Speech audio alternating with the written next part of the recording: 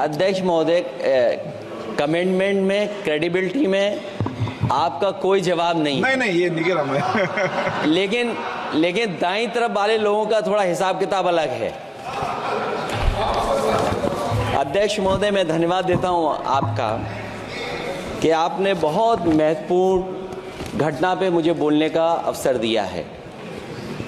संभल जो इसलिए जाना जाता था कि भाईचारे के साथ वहाँ रहते हैं लोग, वहाँ अभी से नहीं, सदियों पुराना भाईचारा हजारों साल से इसी तरह रहते आए हैं।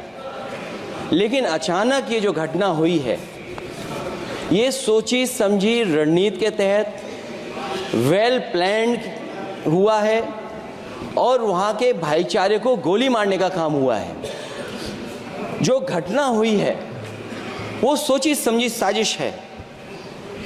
वहाँ जो खुदाई की बात लगातार अध्यक्ष महोदय देश में कोने कोने पर भारतीय जनता पार्टी और उनके सहयोगी और समर्थक, शुभचिंतक बार बार खुदाई की जो बात कर रहे हैं अध्यक्ष महोदय, ये खुदाई जो है हमारे देश का सौहार्द, हमारे देश का भाईचारा, हमारे देश का गंगा जमनी तहजीब को खो देगा।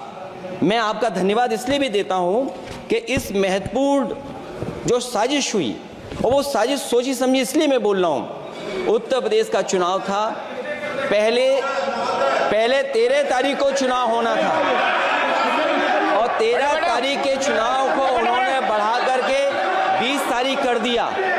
और इस जो घटना है मैं आपके सामने पढ़ना चाहता हूं। अध्यक्ष महोदय, ये यात्रा रुकी क्यों नहीं है? यात्रा ले जाओ दूसरी तरफ।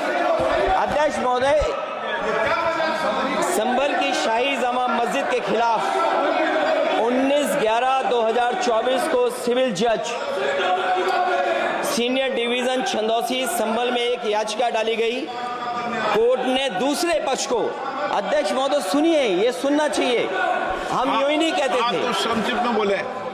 अध्यक्ष महोदय, हम यूं ही नहीं कहते थे कि संविधान ये मानती नहीं सरकार।